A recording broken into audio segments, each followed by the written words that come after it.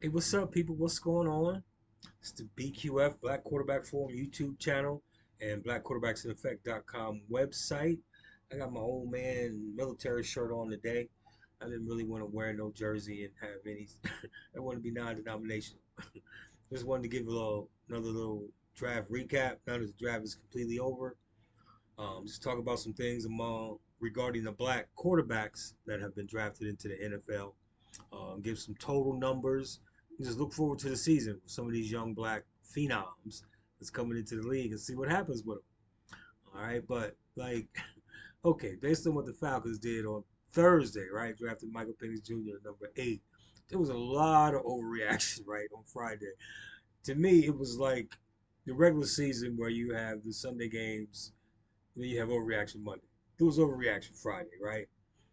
At the end of the day, the organization gonna do what's best for the organization, whether it takes a traditional path or not. Understood they paid Kirk Cousins, they went and got him in free agency. But a couple weeks before the draft, I was reading a lot of stories about Michael Penix Jr. and how he was climbing up the charts. So I think the Raiders would have took him too, if they had a chance. So maybe the Falcons saw something, like they said, about the future. So I'll touch on that a little bit later.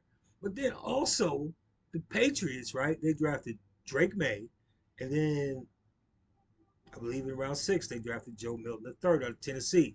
The young cat, they saying he's got a rocket arm and, big, 6'3", 200 something pounds. I just checked, right? I checked the Patriots lineup. Okay, this is according to the internet right now.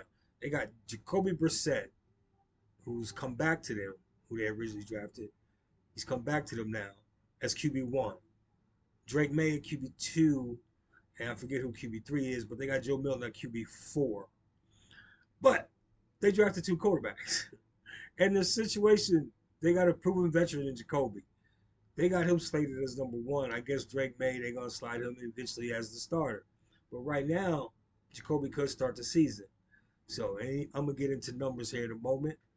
But so that was kind of interesting. And I didn't watch a lot of TV on Saturday, Sunday. I mean, I watched a lot of Friday. Like I said, overreaction Friday about the draft. But, regular life kicks in. So I just enjoy life outside of all this stuff. But I love this. This is a passion of mine, talking about black quarterbacks. Just quickly, my wife was like, "You're obsessed with it." I'm like, "No, it's a passion. I'm at a point in my life, where I can talk about this. It's not an idea. It just came to mind. I've been thinking about this for years. This year, too, the blackpreviewsandeffect.com. So it's just not something I put together overnight. A lot of hard work goes into this, but it's passion. I do it for the love of it. So maybe one day it'll pay some dividends. Who knows? But as it goes right now, I just love talking about it. So, and I've talked about my story when it comes to sports. I was a huge Cowboy fan, right? I rooted for Roger Staubach and my life depended on. Like, he was my dad. I ain't got no problem saying it. I love the Cowboys. Cowboys in 1964, I'll be 60 years old in July, a couple months away. But in 68, Marlon Briscoe, first black quarterback drafted as a quarterback. So I was young. I mean, I didn't know, 4 years old. Excuse me, 4 years old. But loved watching football as a kid. Grown men watched it, and started loving the Cowboys. Marlon Briscoe was one. Joe Gilliam, I remember, just off the top of my head. There was a couple others. I recently updated my website. It shows all the black quarterbacks, the most recent ones that have been drafted into the NFL. But we didn't have a lot. Is my point. And fell in love with the Cowboys. But I rooted for them.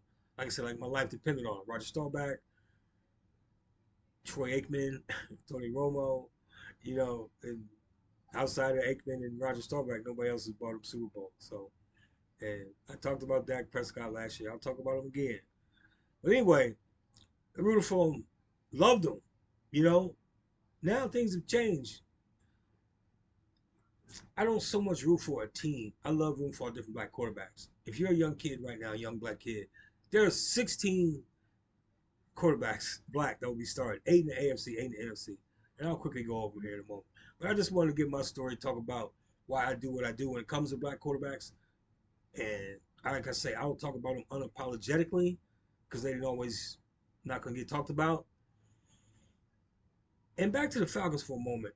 I saw that they had a black GM. Like I said, I don't know in depth, know all the GMs and all that. I obviously don't have no sources in the building and all that. But I noticed they did have a black GM and a black head coach. And this is something that ain't going to be talked about, right? But right now, we sitting at half. There's 16 black quarterbacks slated to start, 8 in the AFC, 8 in the NFC. That's half of 32.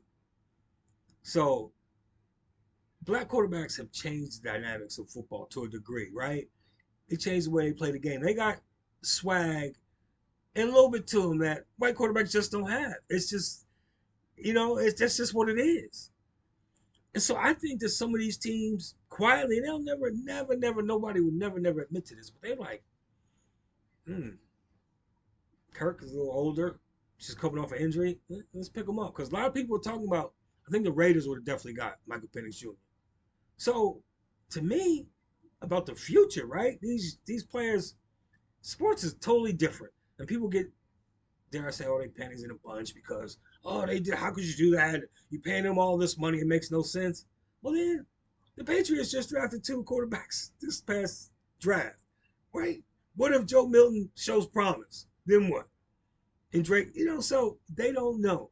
I heard one analyst, I ain't even gonna say his name, but he's a former coach. He says it's a 50-50 proposition. And I've been saying it all along. Okay? As far as drafting the quarterback, knowing whether they're gonna pan out or not. Based on all those other things. In the right place, got the receivers, got the O-line, got an offensive minded coach, all that stuff, right? So we'll see with the current draft that has been current crop of black quarterbacks from last year and just this year. Then of course the current established black quarterbacks that are in the NFL. So with that said, that's kind of my story. I don't have a favorite team anymore. I stopped rooting for the Cowboys just because I didn't like what they were doing. I mean, and as a fan, fans have unrealistic expectations. Jerry Jones talking about the Cowboys going to Super Bowl every year, and you might believe that. And like I like to say, the NFL is a lot of hype and a lot of hope. They hype up the team every week, and you hope that they win. So I just got tired of the nonsense, man. I'm like, and then I even made a video. I talked about it before. I wish I probably had to go Facebook and find it where I put on Atlantic Falcon gear. That's why I had that Atlantic gear in another video because, excuse me, I had that gear when I changed teams, supposedly rooting for the Falcons. But I root for all teams with black quarterbacks, plain and simple. Period.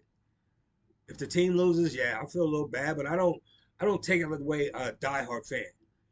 And I was going back and forth on Twitter with somebody about, some things in football, and he made me think about. I love the diehard fans. I do. I used to be one of them, but I'm in a different place right now as far as football goes and rooting for the players, which are primarily the black quarterbacks, whatever team they play for. Right now, I got 16 different ones to root for, 16 different ones to talk about. So, with that being said, let me just move on here. I'll just quickly go over the 8 AFC starters and then the 8 NFC. So, like in the AFC, we got Tua in Miami, Lamar in Baltimore, Russell in Pittsburgh, CJ in Houston, Texas, Anthony Richards with the Colts, Patrick Mahomes with the Chiefs, and at the moment, Jacoby Brissett slated to start for the Patriots. Okay, that's 8. In the NFC, you got Dak with the Cowboys, Jalen Hurts, of course, with the Eagles, Jordan Love, well established now. They're wondering if he's gonna have a second year slump. They just added the running back Josh Jacobs. I don't think he'll have a well, not a second year, but second year as a starter. Okay, I don't think so. Cardinals got Kyler Murray. Seahawks got Geno Smith. Panthers got Bryce Young, and we'll see what happens there. Not that great of a rookie season. Well, obviously documented. Bears, Caleb Williams, he's slated to be number QB1. And the Commanders, I just looked on uh, depth chart, and they got Jaden Daniels slated as QB1. They got Marcus Mariota as QB2. So if he falters or if he don't come out, with showing promise, maybe little rookie jitters or what have you, they got Marcus Mariota backing them up. So that's 8 in the NFC. Okay, I'll get into all the backups here once the season starts. But those are the 8 guys in both conferences, solidified starters for the most part. Okay, so as a young kid, right, you can one of these quarterbacks went to school in your neighborhood, or your high school, or you in your city, or you went to college with one of these quarterbacks, you most likely gonna root for him. It's understandable. So, and another thing, I know the black quarterback for can rub a lot of people the wrong way. I get it, I understand. I've been abrasive like that my whole life. Don't really care. I love talking about black quarterbacks. But my point about all this is we I can talk about black quarterbacks all day. It ain't gonna change what happens on the field. I just love doing it because there's so many to talk about. One thing I like to point out in some of my commentary is the more black quarterbacks in the NFL, that'll give them more opportunities to win more games, of course, win their division, win their conferences, and go on and win Super Bowls. Okay? So that's when I say dominant, that's all I mean. Are we gonna be dominant as far as numbers? Right now it's 16-16. The rise of the black quarterback continues. So those are just some of the things as we approach this next training camp season coming up with current crop of black quarterbacks that have been drafted, as well as everybody else who's been drafted in the NFL. They're gonna see what these young kids can do. And I'm gonna have fun and talk about it. But that's about it for today. It's the Black Quarterback 4, baby. Black quarterbacks forever.